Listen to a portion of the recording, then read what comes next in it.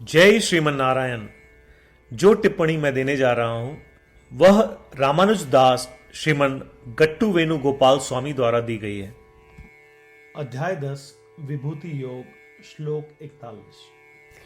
यद्यद् विभूति मत्सत्वं श्रीमत् ऊर्जितमेव वा तत्तत् देवा अवगच्छत्वं मम तेजोंस संभवम्। ओम। गीताचार्य श्री कृष्ण परमात्मा अर्जुन सहित हम सभी को विभूति योग सिखा रहे हैं। परमात्मा कह रहे हैं, अर्जुन आपको यह जानने की आवश्यकता है कि जब भी, जहां भी और जो कुछ भी आप इस सृष्टि में सुंदर, अद्भुत, शक्तिशाली, राजसी और शानदार देखते हैं तो जान लें कि यह मेरी एक महिमा के छोटे से प्रभाव के कारण है।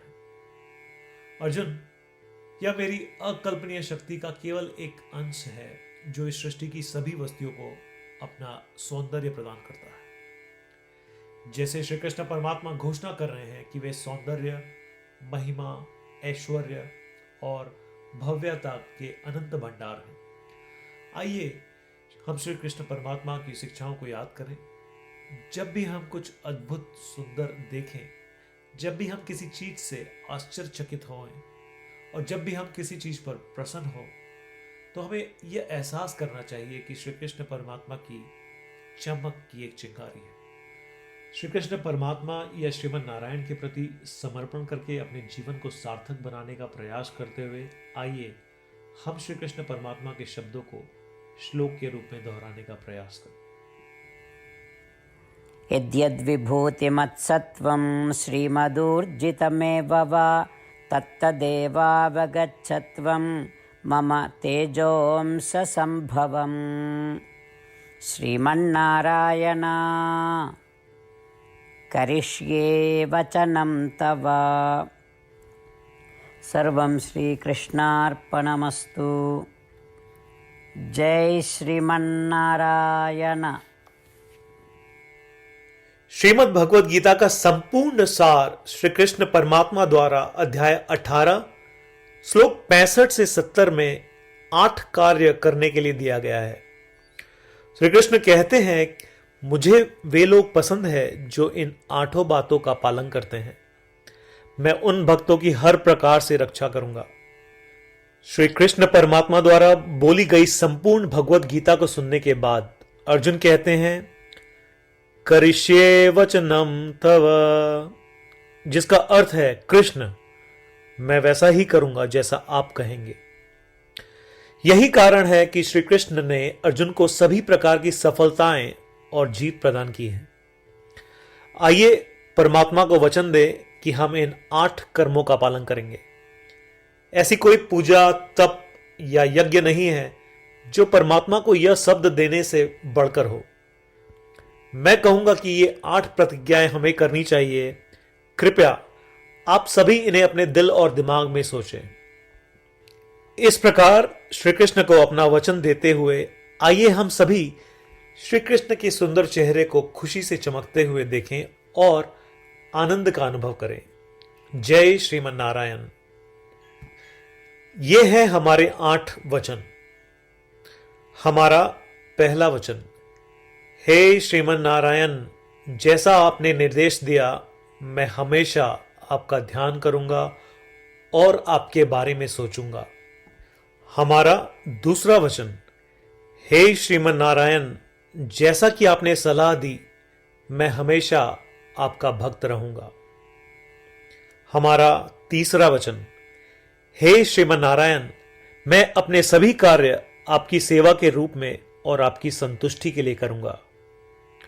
हमारा चौथा वचन, हे श्रीमन नारायण, जैसा कि आपने अनुसरण करने के लिए कहा था, मुझे पूरा विश्वास है कि मैं आपका हूं और मैं हमेशा अपने हाथ जोड़ूंगा और आपको नमस्कार करूंगा। हमारा 5वां वचन, हे श्रीमन नारायण, मुझे आपके शब्द मामेकम शरणम व्रज याद आते हैं, जो आपने सिर्फ और सिर्फ आपको ही समर्पण करने को कहा था। श्रीमन नारायण, मैं केवल आपके प्रति समर्पण करता हूं। हमारा छठा वचन, हे श्रीमन नारायण, मुझे आपके शब्द मां शुचः याद आते हैं कि आप हमें शोक न करने का आश्वासन दे रहे हैं। मैं अब शोक नहीं करूंगा। हमारा सातवां वचन, हे श्रीमन नारायण, आपने हमारे लिए श्रीमद् भगवद गीता देकर हम सभी पर कृपा की है और आशीर्वाद दिया है। मैं कम से कम एक श्लोक पढ़ने या सुनने का वादा करता हूं। हमारा आठवां वचन, हे श्रीमन नारायण, आपने सारी मानवता को गीता प्रदान की। मैं गीता में आपके दिव्य शब्दों को उन भक्तों तक फैलाने का प्रयास करूंगा जो गीता से अपरिचित हैं। हमने अभी अभी परमात्मा को 8 वचन दिए हैं। प्रतिदिन श्रीमन नारायण को यह वचन देना कि हम वैसा ही करेंगे जैसा वे कहेंगे, अपने आप में एक महान पूजा है। आइए हम उसे अपने अटल विश्वास के साथ अपना वचन दें। श्रीमन नारायण करिष्ये वचनम तव, जिसका अर्थ है, श्रीमन नारायण, मैं आपके निर्देशों के अनुसार कार्य करूंगा। सर्वम श्री कृष्णार्पणमस्तु। जय श्रीमन नारायण।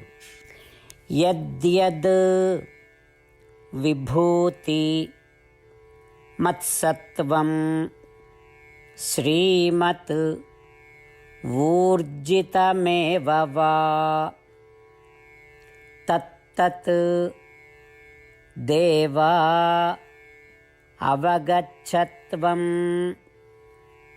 मम तेजोंससंभवम्। ॐ